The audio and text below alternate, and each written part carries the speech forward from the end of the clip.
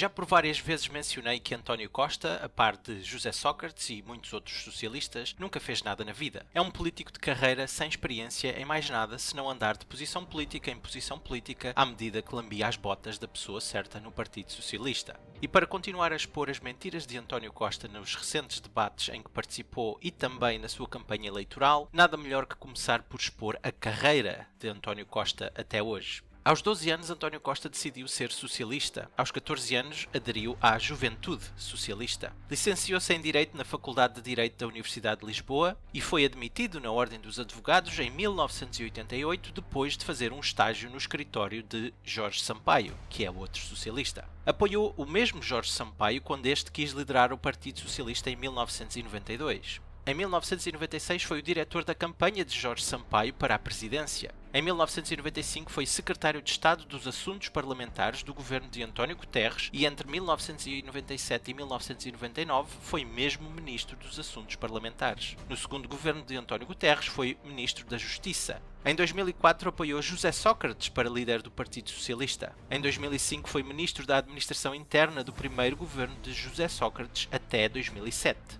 Em 2005, António Costa também assumiu a vice-presidência do Parlamento Europeu, depois de candidato na lista do Partido Socialista para as eleições europeias. Em 2007, assumiu a presidência da Câmara de Lisboa até 2011. Em 2014, foi eleito líder do Partido Socialista e candidatou-se a primeiro-ministro em 2015. Perdeu as eleições, mas fez acordos com a extrema-esquerda para derrubar o governo democraticamente eleito em 2015. Candidatou-se novamente para primeiro-ministro em 2019 e candidata-se a primeiro-ministro em 2022. Como podem ver, a carreira de António Costa resume-se a subir dentro do Partido Socialista porque se aproximou das pessoas que o ajudaram a subir, como Jorge Sampaio. Para além do mais, sabemos que desde criança que queria ser socialista, demonstrando o vazio que representa em termos de experiência, seja no que for, já que ser socialista nem sequer é uma profissão, é uma ideologia.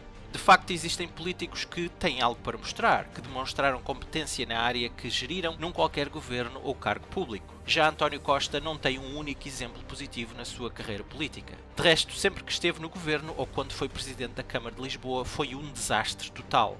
Enquanto presidente da Câmara de Lisboa, António Costa foi o responsável por entupir o acesso a Lisboa depois das mudanças na Avenida da Liberdade e na Rotunda do Marquês de Pombal. Foi o responsável pela criação de mais impostos, como a taxa aeroportuária para turistas, para tapar os muitos buracos financeiros da Câmara. António Costa quis também isentar o Benfica de pagar impostos, pois o clube de António Costa é o Benfica. Isto para não falar nas cheias em Lisboa durante a sua presidência, que demonstraram o caos em que se encontrava Lisboa. E para que entendam como os problemas continuam quando se muda de um socialista para outro, António Costa saiu da Câmara de Lisboa e Fernando Medina, outro socialista, assumiu essa posição e as cheias continuavam a ser um problema. Os socialistas e António Costa em particular são um desastre sempre que metem as mãos, seja no que for, porque o socialismo só consegue prosperar com corrupção, compadrio, nepotismo e favores a amigos e ou membros do mesmo partido, onde a competência para o cargo em questão é completamente irrelevante. As últimas 2 décadas e meia em Portugal são a prova perfeita disso. Posto tudo isto, vamos voltar às mentiras de António Costa durante os recentes debates, bem como durante a sua campanha eleitoral. No debate com André Ventura, António Costa atacou-o, dizendo que Ventura era do PSD quando foram feitos cortes nas pensões em Portugal. O Sr. Deputado, ainda outro dia, no debate com o Dr. Rui Rio, confrontou o Dr. Rui Rio com o corte das pensões. Exatamente. Mas convém lembrar que que não era só o Dr. Rui Rio que fazia parte do PSD que cortou as pensões. O Sr. Deputado também era militante do PSD que cortou as pensões. António Costa também usa este argumento durante a sua atual campanha eleitoral, alegando que os cortes nas pensões foram feitos pelo PSD. O que António Costa nunca refere é que esses cortes foram assinados pelo governo socialista de José Sócrates, do qual António Costa fez parte. Aliás, esta é uma das grandes mentiras dos socialistas desde 2011, pois propagam a narrativa que só com a Troika é que foram feitos cortes nas pensões e que foram feitos aumentos de impostos. Mas isto é falso. Os cortes começaram com os pacotes de estabilidade e crescimento mais conhecidos por PECs do governo socialista de José Sócrates, particularmente entre 2010 e 2011, quando Portugal já tinha a corda ao pescoço graças às políticas desastrosas dos socialistas, incluindo António Costa, que foi ministro da Administração Interna do primeiro governo de Sócrates. Foram 4 PECs no total, 3 foram aprovados e o 4º foi chumbado no Parlamento. Em todos os PECs que foram aprovados, haviam cortes na despesa pública e aumento de impostos generalizado, sendo que o PEC 3 foi o mais severo. Vamos então analisar as medidas do PEC 3 em algum detalhe para que possamos entender melhor a mentira de António Costa e dos socialistas que se esquecem sempre de mencionar que os cortes de salários, pensões e aumento de impostos começaram com os próprios socialistas. No PEC 3, do lado da despesa, os socialistas tinham medidas como redução de salários acima de 1.500 euros na função pública, congelamento das pensões, congelamento das promoções e progressões na função pública, congelamento das admissões e reduzir o número de contratados, reduzir as despesas no âmbito do Serviço Nacional de Saúde, reduzir os encargos com a ADSE, reduzir em 20% as despesas com o RSI. Do lado dos impostos, os socialistas tinham medidas como revisão das deduções à coleta do IRS, revisão dos benefícios fiscais para empresas, aumento do IVA para 23%, aumento de 1% da contribuição para a Caixa Geral de Aposentações, entre muitos outros cortes e aumentos de impostos que podem verificar vocês mesmos nos links na descrição. Ou seja, com o PEC 3, o governo de José Sócrates, do qual António Costa fez parte, desencadeou dos maiores cortes e aumentos de impostos de sempre em Portugal. O IVA a 23% que existe atualmente em Portugal foi o governo socialista de José Sócrates que o aumentou para esse valor. O congelamento de pensões, a redução de salários na função pública, o aumento do valor da contribuição para a Caixa Geral de Aposentações, os cortes na saúde, etc., fazem todos parte do PEC 3 do governo socialista de José Sócrates, do qual António Costa fez parte. Claro que os socialistas e António Costa nunca falam disso, pois jogam com a falta de memória da generalidade da população e espalham a sua narrativa que foi o PSD e o CDS que cortaram as pensões e aumentaram impostos. Mas isto é obviamente falso, pois não só os cortes começaram com o governo socialista, como o próprio acordo com a Troika foi feito com o governo socialista, ou seja, os socialistas concordaram com todos os cortes e aumentos de impostos nesse acordo e assinaram o acordo que teriam de cumprir caso tivessem ganho as eleições em 2011. O Partido Socialista atirou Portugal para a sua terceira bancarrota em 2011, pediu ajuda internacional, assinou um acordo com as instituições que lhe vão emprestar o dinheiro, onde estão incluídos os cortes na despesa pública e aumentos de impostos que aconteceram entre 2011 e 2014, mas depois diz que foi o PSD e CDS que fizeram os cortes, tentando excluir-se das responsabilidades que teve na bancarrota, bem como no acordo com as instituições internacionais que levaram a esses cortes. Os socialistas são isto mesmo. Causam os problemas e depois culpam os outros pelas consequências dos problemas que eles causaram. António Costa é a personificação de tudo isto. Mas há mais. No acordo que os socialistas fizeram com a Troika, havia um plano de privatizações que incluía, entre outros, a TAP e os Correios de Portugal. Ambas as privatizações foram feitas ou começadas pelo governo de Passos Coelho entre 2011 e 2015. A privatização dos Correios correu bem, mas a TAP era uma empresa que constantemente dava prejuízos e, portanto, não foi fácil de encontrar quem a quisesse comprar. De resto, um comprador só apareceu quando o primeiro governo de Passos Coelho estava a concluir o mandato. E quando António Costa e a extrema-esquerda fizeram acordos para derrubar o segundo governo de Passos Coelho, que tinha sido eleito pouco tempo antes, e António Costa assumiu as funções de primeiro-ministro, a privatização da TAP foi revertida e a maioria da empresa continuou do lado do Estado português. E como de costume, com socialistas no poder, assim que reverteu a privatização, António Costa colocou o seu amigo pessoal Diogo Lacerda Machado na direção da TAP. Com a reversão da privatização, a TAP é hoje um buraco negro do dinheiro dos contribuintes portugueses, graças a António Costa e a toda a esquerda e extrema-esquerda em Portugal. Aliás, em plena pandemia, o governo de António Costa injetou 1.200 milhões de euros na TAP. Isto ao mesmo tempo que pouca ou nenhuma ajuda deu a outras empresas, como podem ver no meu vídeo sobre a desastrosa gestão da pandemia por parte dos socialistas. Já em 2021, e com mais 462 milhões de euros do dinheiro dos contribuintes portugueses injetado na TAP, a TAP é hoje quase 100% pública. Ou seja, vai ser um buraco negro ainda maior para o dinheiro dos contribuintes, graças a António Costa e a toda a esquerda e extrema-esquerda em Portugal. Mas há mais. Assim que usurpou a posição de primeiro-ministro em 2015, António Costa e o seu governo fizeram uma proposta de orçamento para 2016 a Bruxelas. Mas esta proposta foi rejeitada, pois não cumpria as metas do déficit impostas por Bruxelas. António Costa e o seu ministro das Finanças, Mário Centeno, foram obrigados a cumprir as metas de Bruxelas e a alterar o seu orçamento, mas não de forma clara. Os socialistas recorreram às cativações.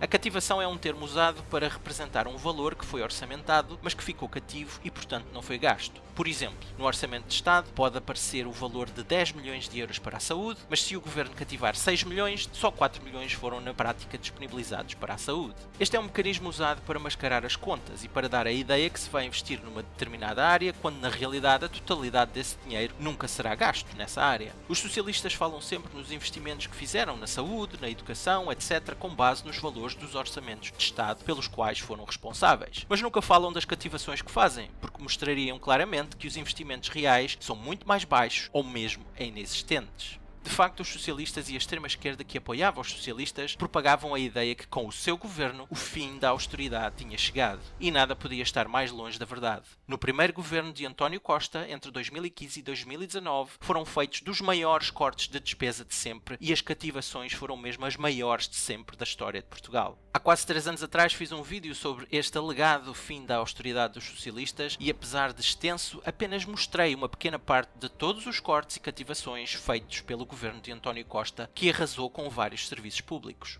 Os cortes e cativações impostos pelo governo de António Costa em áreas como a saúde e transportes públicos, por exemplo, foram gigantescos, ao ponto dos comboios suburbanos em Portugal deixarem de funcionar quase por completo. Aliás, eu usei os comboios suburbanos para me deslocar para o emprego diariamente durante 2 décadas. Mas a partir de 2017 haviam menos comboios a circular, quando circulavam nunca cumpriam os horários estabelecidos e a manutenção dos comboios propriamente ditos era pouca ou nenhuma. E graças a tudo isto, por várias vezes fui obrigado a sair do comboio em que estava porque avariou no meio da linha. No verão, que pode ser bastante quente em Portugal, o ar-condicionado de algumas carruagens estava mais vezes avariado que a funcionar, e era impossível respirar, pois a temperatura subia para mais de 50 graus no interior da carruagem, ainda mais se estivesse cheia de pessoas. E claro, com menos comboios a circular, e mesmo os que circulavam não cumpriam horários, os comboios que de facto ainda apareciam estavam cheios de tal forma que as pessoas no interior estavam prensadas umas contra as outras, tal e qual qualquer país de terceiro mundo. Graças aos cortes e cativações do primeiro governo de António Costa, o meu trajeto para o emprego durante quase 2 décadas, que não demorava mais de 45 minutos, passou a demorar mais de 1h30, às vezes mais de 2 horas.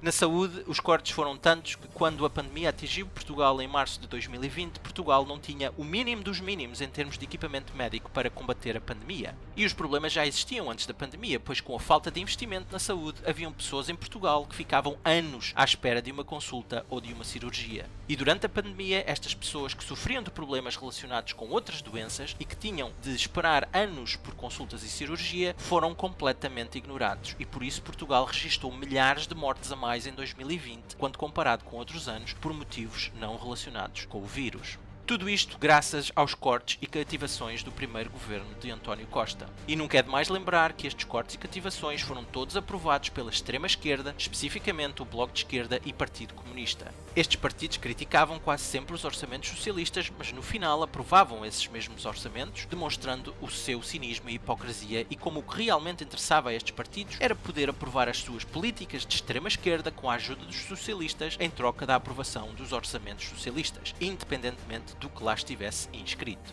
Mas há mais. No vídeo onde identifiquei as políticas criminosas de António Costa que contribuíram para a morte de mais de 120 pessoas nos incêndios de 2017, foquei-me quase exclusivamente no aspecto político, mas também mencionei o aspecto moral e ético, pois os socialistas e António Costa em particular fizeram comentários absurdamente asquerosos que demonstram que não são pessoas. São seres sem empatia, sem emoções, completamente desprovidos da capacidade para entender o sofrimento de outros. António Costa disse mesmo que o ano de 2017 foi um ano saboroso, quando na verdade foi o ano mais mortífero com incêndios na história de Portugal.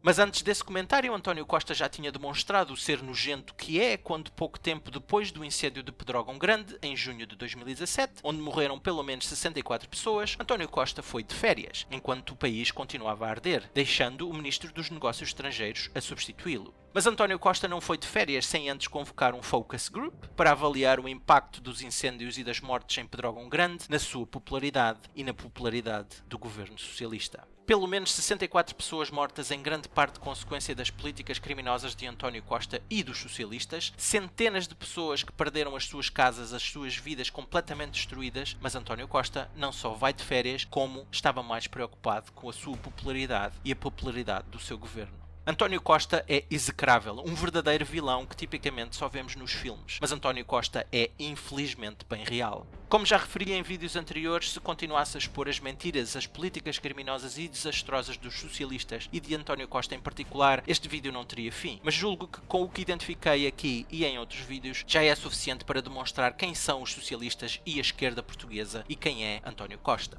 António Costa, a esquerda e a extrema-esquerda são um cancro maligno que infecta Portugal. Um cancro que, se não for removido o quanto antes, matará o paciente, que neste caso é Portugal e os portugueses. António Costa e os socialistas representam representam o pior que existe na espécie humana. Seres motivados apenas e só pela sua ideologia e cujo interesse começa e acaba no próprio umbigo. E os resultados estão à vista. Décadas de socialismo transformaram Portugal num dos países mais pobres da Europa, dos mais corruptos, dos mais endividados, dos mais dependentes. A cultura de parasitismo e dependência do Estado, fruto de décadas de políticas de esquerda, está de tal forma enraizada que, se nada for feito para mudá-la, Portugal não tem futuro e continuaremos este ciclo vicioso criado por socialistas e comunistas, onde saltamos de bancarrota em bancarrota com um sorriso na cara e elegendo vezes sem conta os nossos coveiros. Já o disse no vídeo anterior e volto a repetir, as eleições do dia 30 de janeiro são talvez as mais importantes das nossas vidas, pois os socialistas e a extrema-esquerda querem distribuir o dinheiro da bazuca europeia a seu belo prazer, ou seja, entre clientelas, amigos e familiares, e se ganharem novamente as eleições, é isso mesmo que vão continuar a fazer. Pouco ou nenhum dinheiro será usado em benefício do país e dos portugueses em geral.